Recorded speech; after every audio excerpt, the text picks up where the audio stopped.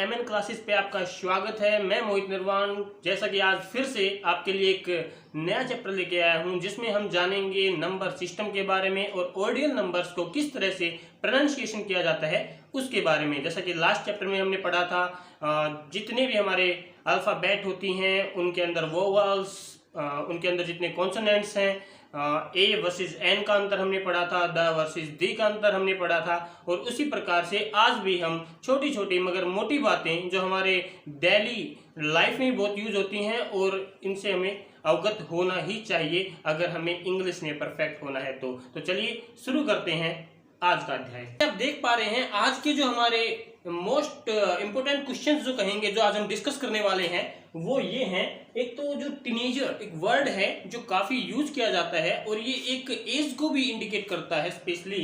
तो ये टीनेजर के बारे में मैं बताऊंगा कि कौन सी एज है, कौन सा इसका टाइम पीरियड रहता है जिसको हम टीनेजर बोल सकते हैं। दूसरा 14 और 40 इनके बीच में थोड़ा सा मैं आपको बताने वाला हूं। 9th को लिखने के लिए कौन सी स्पेलिंग सही रहने वाली है, 12th की भी ऐसे ही सेम कौन सी स्पेलिंग सही रहने वाली है जो आपको बहुत ज्यादा डिस्टर्ब करती है, परेशान करके रखती है लिखने में। LAC या LAKH लेट लिखना है इंग्लिश में, तो कौन सी स्पेलिंग सही रहेगी।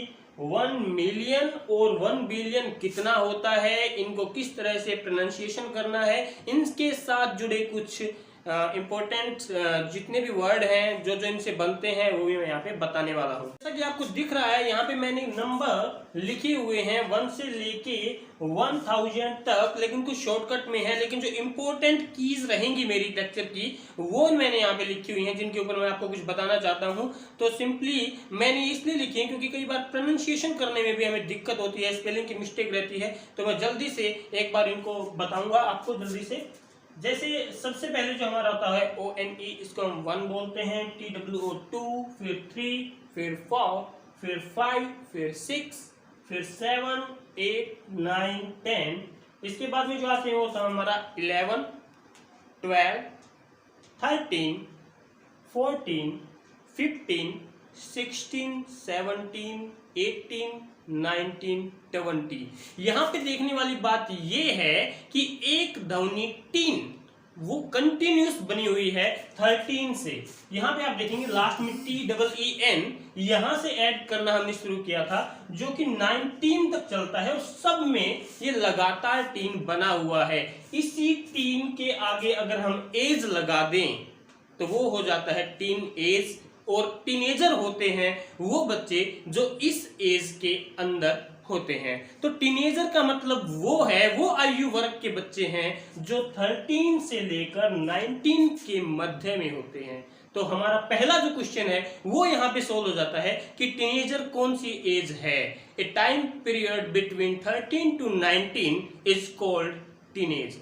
इसके बाद आता है 20। जी हाँ, 20 नहीं, ये देखिए मैंने यहाँ पे नोट किया हुआ है 20। इसके बाद आता है आपका 30, फिर आता है आपका 40। जी हाँ, 40 नहीं 40, क्योंकि यहाँ पे जो हमने टीन एज वाला जो मैंने बताया था, टीन जिसके पीछे लगा होता है 14 होता है। ये देखिए मैंने यहाँ पे राइट किया हुआ है 14 कहलाएगा, जबकि ये आपका कहलाएगा 40। ओके, तो यहाँ पे आपका जो हमारा जो सेकंड क्वेश्चन था 14 वर्सेस 40, वो भी मैंने यहाँ पे क्लियर किया। और इनकी स्पेलिंग में भी थोड़ा सा अंतर रहता है। देखिए यहाँ पे FOURTEEN है, जबकि यहाँ पे FOURT के बाद में Y आता है, इसलिए इसको हम 40 और ये होता है हमारा ये 40 है और ये 14 है। इसके बाद आता है हमारा 50, फिर 60, फिर 70, 80, 90 और उसके बाद हमारा आता है 100। 100 के बाद में हमारा आता है 1000 के बाद में हमारा आता है 10,000। यहाँ पे देखने वाली बात ये है कि जो 1000 जो हमारा होता है उसको हम 10 की पावर 3 लिख सकते हैं, और जो 10,000 होता है उसको हम 10 की पावर 4 लिख सकते हैं, 10,000 को। इसी प्रकार से जब हम आगे बढ़ते हैं यहाँ पे, क्योंकि 4 जीरो होती है तो हमने 10 की पावर 4 कर दिया था, 3 जीरो थी तो हमने 10 की पावर 3 कर दिया था। इसी के साथ इधर जब हम ध्यान देंगे तो इसमें 5 जीरो है, इसलिए 10 की पावर 5 हो जाता है।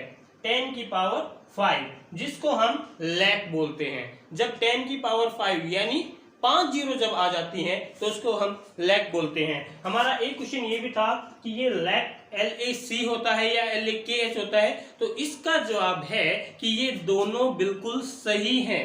हम इन दोनों का ही यूज कर सकते हैं, कोई दिक्कत नहीं है, कुछ गलत नहीं होगा। आपको जो अच्छा लगे वो आप लिख सकते हैं। इसके बाद जब 6 जीरो हम लगाते हैं तो वो हो जाता है 10 की पावर 6। याद करने के लिए मैंने ये बताया है आपको, 10 की पावर 6 लिख सकते हैं और वो हो जाता है हमारा 10 लैक्स। 10 लैक्स, जी हाँ 10 लैक्स, एस लगा देते हैं। यहां भी जब फर्स्ट टाइम हमने 1 लाख के बारे में पढ़ा था तब तो हम लैख लिखते हैं, लेकिन जैसे ही 2 लैक्स 3 लैक्स जब प्लूरल हो जाएगा लैख का तो हम उसमें एस लगा देते हैं। इसलिए यहाँ पे 10 था, ज्यादा था, तो हमने यहाँ पे 10 लैक्स लिखा है और 10 लैक्स मिलके बनाता है 1 मिलियन। 10 लैक्स मिलके बनाता है 1 मिलियन, जो कि हमारा एक क्वेश्चन भी था कि 1 मिलियन कितना होता है, तो 1 million is equal to 10 lakh. 10 lakh मिलकर 1 मिलियन बनाता है, तो ये हो गया हमारा 10 लैक्स। इसी के साथ जब आगे बढ़ते हैं, 7 जीरो जब लगाई जाती हैं तो वो हो जाता है 10 की पावर 7 यानी 100 लैक्स। 100 लैक्स, जी हाँ, मैं आपसे भी अनुरोध करूंगा इसको कभी 100 मत बोलिएगा, इसका सही प्रोनाउंसिएशन है 100 लैक्स, यानी कि 100 बोलिएगा बशर्ते 100 बोलने के। 100 लैक्स जो कि बनाता है 1 करोड़। 1 करोड़, ठीक है।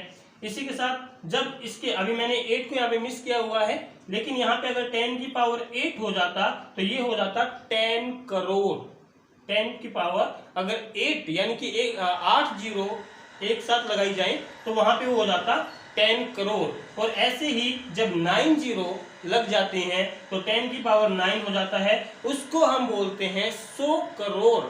100 करोड़ बोलते हैं और वो हमारा बन जाता है 1 बिलियन।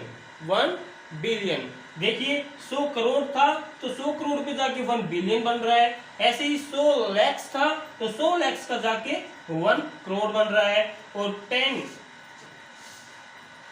10 लाख का जाके यहाँ पे 1 मिलियन हो रहा है।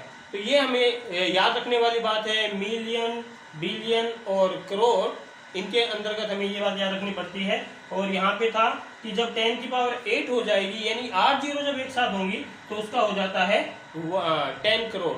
तो हमने ये तो जान ही लिया है कि 100 करोड़ से मिलकर बनता है 1 बिलियन, जिसको हम अरब भी कहते हैं। अब अरब से याद आया अरबपति, हमने कुछ लोग ऐसे हस्तियों के नाम सुने हैं जो कि अरबपतियों में काउंट होते हैं। तो अरब का मतलब हो गया बिलियन और उनको हम कहेंगे बिलियनियर।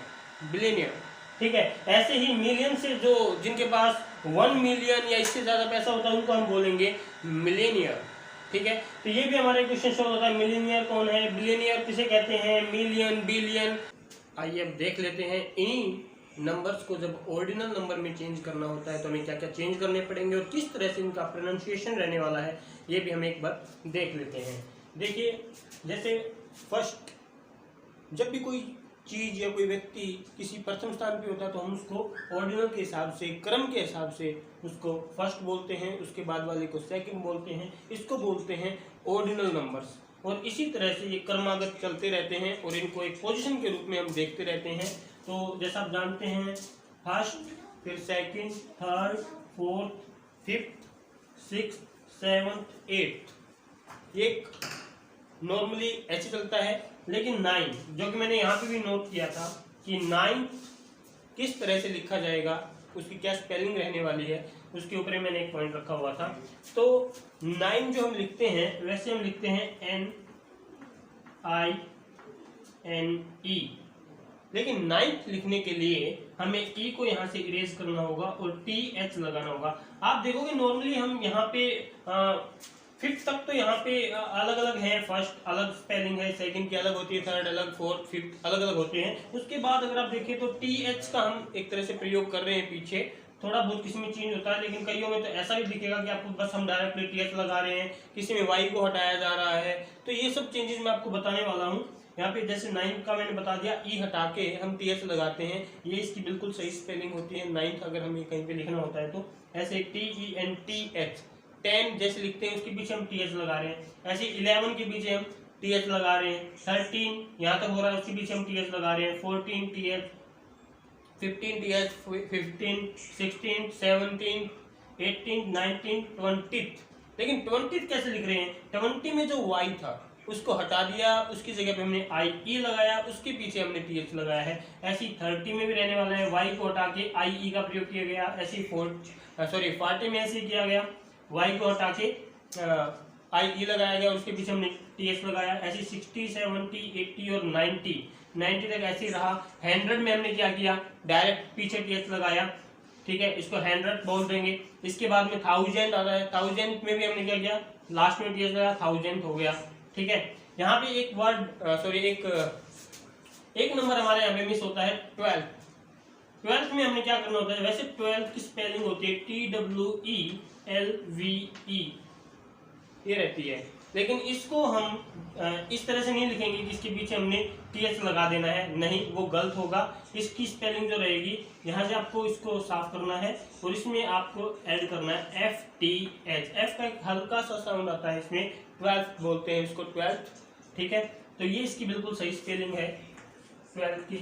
और ये 9th का भी हमने यहाँ पे क्लियर किया, ये 12th का हो गया है, ठीक है। इसके बाद हम आगे बढ़ते हैं, 1000 तक हो गया था, 1000 के पीछे भी हम TH लगाते हैं। अगर कोई वस्तु या व्यक्ति या कोई भी चीज 1000वीं पोजीशन पे है तो उसको हम बोलेंगे 1000th पोजीशन, ठीक है। ऐसे ही 10,000 की पोजीशन पे कोई चीज है तो उसको हम बोलेंगे 10,000। आगे चलते हैं, आगे की पोजीशन देखते हैं। लाख को हम लाख नहीं बोलेंगे, इसको हम बोलेंगे 100,000, 100,000 यानी 1000 के हिसाब से काउंट करेंगे। अच्छा, आप 3 जीरो जो होती है उनको आप एक 1000 के रूप में देखते हैं, उसके आगे देख लीजिए क्या है। यहाँ पे 3 जीरो से पहले 1 था तो ये हो गया 1000, 3 जीरो से पहले 10 था तो 10,000 हो गया। ऐसे यहाँ पे 3 जीरो से पहले 100 है तो 100,000। इस तरह से हम पोजीशन इजीली याद रख सकते हैं। इसके बाद आता है 10 लाख, 10 लाख जिसको हम 1 मिलियन के नाम से भी जानते हैं, तो इस पोजीशन को हम 1 मिलियन के नाम से जानेंगे, 1 मिलियन। और ऐसे ही जो 1 करोड़ होता है उसको हम जानते हैं 10 मिलियन के नाम से, तो ये हो जाएगा 10 मिलियन। इस पोजीशन को हम इंडिकेट करेंगे 10 मिलियन से। और जो लास्ट है अपना 100 करोड़ जो होता है उसको हम 1 बिलियन के नाम से जानते हैं, तो इसकी पोजीशन जो होगी वो बोली जाएगी 1 बिलियन के नाम से। तो इस प्रकार से हम बिलियन तक की पोजीशन याद रख सकते हैं। उम्मीद है जितना आज हमने लेक्चर किया है उसमें आपको जितनी बातें बताई गई हैं काफ़ी आपको समझ में आ गई होंगी। और अच्छे से तैयारी करने के लिए एक बार आप रिपीट कर लीजिए इस वीडियो को। अगर कोई प्रॉब्लम है, कोई समस्या आ रही है तो आप मुझे कमेंट कर सकते हैं, मैसेज कर सकते हैं, पिंग कर सकते हैं, मैं आपकी उसी टाइम पे मदद करूँगा। धन्यवाद।